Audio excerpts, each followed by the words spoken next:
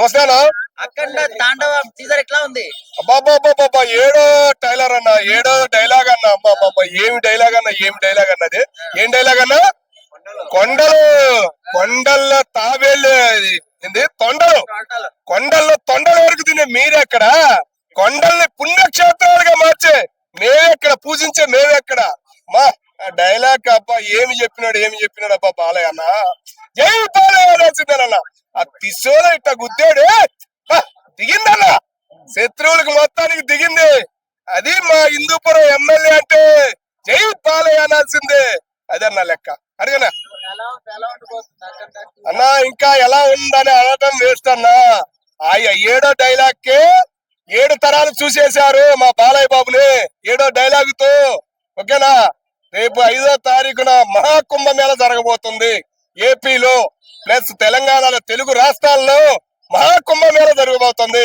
Balayya fans చాలా రాత్రి నుంచి ఫుల్ హ్యాపీగా ఉండారన్న. డైలాగ్ తో అబ్బా ఫుల్ హ్యాపీ. కిశోరం అన్న ఏమి దిగిందన్న. వెనక్కి వస్తే ముందుకు రావడం ఏందన్నా.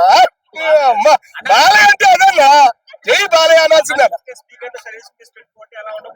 అన్న. ఇంకొకటి చూస్తున్నాను, సినిమా హాల్ పెద్దలందరూ చాలా జాగ్రత్తగా, ఇంకో 4 పోలీసులైనా పెట్టుకోండి, 4 కాపలా వాళ్ళైనా పెట్టుకోండి.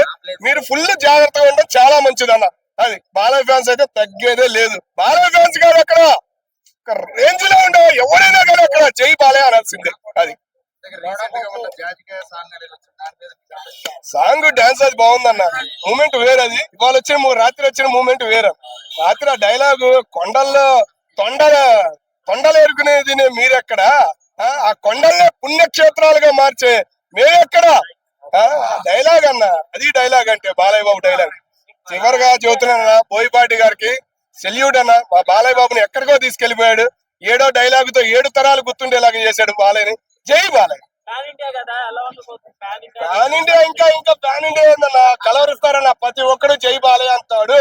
రేపు 5వ తారీఖున మహాకుంభమేళ జరగబోతుంది.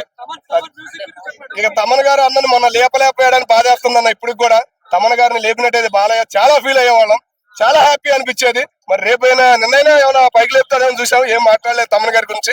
మరి రేపు 5వ తారీఖు ఏమైనా లేపుతారో, మనమే లేపుతాం తమన్ గారిని అయితే. అంత హ్యాపీ అనిపించింది.